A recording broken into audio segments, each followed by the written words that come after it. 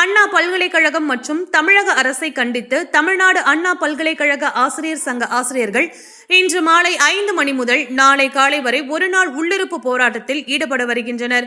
தமிழகம் முழுவதும் அண்ணா பல்கலைக்கழகம் மற்றும் பல்கலைக்கழக உறுப்பு கல்லூரிகளில் 328 உதவி பேராசிரியர்கள் பல்வேறு துறைகளில் கடந்த 2010 முதல் பணியாற்றி வருகின்றனர்.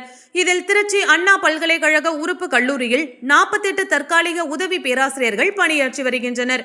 திருச்சியில் அண்ணா பல்கலைக்கழகம் தொடங்கப்பட்ட முதல் பணியாற்றி வரும் உதவி பேராசிரியர்கள் தற்பொழுது 27,000 ரூபாய் தொகுப்பு ஊதியம் பெற்றாலும் நிரந்தர ஊழியர்களை போன்று பணியாற்றி வருகின்றனர்.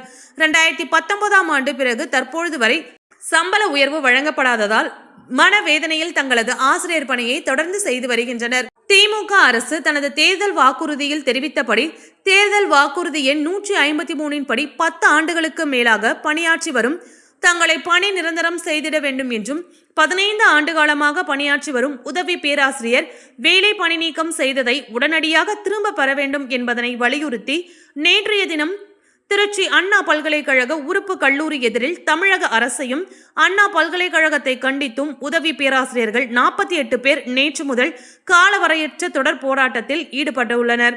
லேப் 15 மாணவர்களுக்கு ஒரு ஆசிரியர் என்ற வீதம் இருக்க வேண்டும். ஆனால் 60 பேருக்கு ஒரு ஆசிரியர் என்று உதவி பேராசிரியர்களுக்கு அதிக பணி சுமையை ஏற்படுத்துகிறது.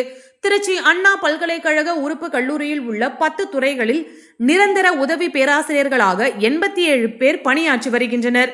தற்காலிக உதவி பேராசிரியர்களாக பணியாற்றி வந்த 48 பேரை பணி நீக்கம் செய்ததால் நிரந்தர உதவி பேராசிரியர்களுக்கு கூடுதல் பணி சுமை ஏற்பட்டுள்ளது.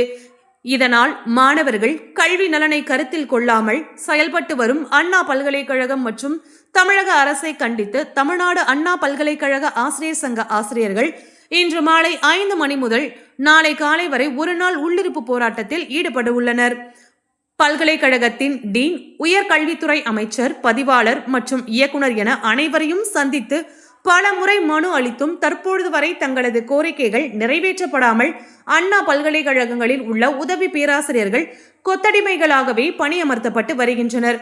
உதவி பேராசிரியர்களின் போராட்டத்தின் காரணமாக தற்பொழுது பிப்ரவரி மாதம் தொடங்க உள்ள பருவ தேர்வுக்கு மாணவர்கள் தயாராக முடியாத நிலை உள்ளது. திருச்சி அண்ணா பல்கலைக்கழக உறுப்பு கல்லூரியிலிருந்து ஆண்டுக்கு 1000 மாணவர்கள் தங்களது பட்டப்படிப்பை முடித்து வெளியேறும் நிலையில் உதவி பேராசிரியர்களை கண்டுகொள்ளாமல் அவர்களை தொடர்ந்து வஞ்சிக்கும் நோக்குடன் தமிழக அரசும் அண்ணா பல்கலைக்கழகமும் செயல்பட்டு வருவது குறிப்பிடத்தக்கது.